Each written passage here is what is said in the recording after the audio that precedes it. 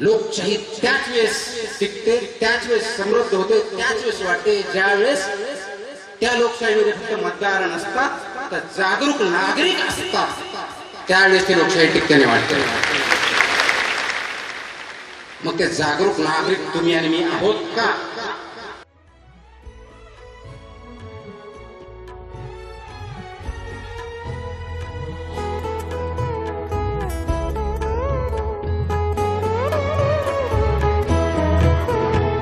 धर्म जाती प्रांत भाषा द्वेष सारे संप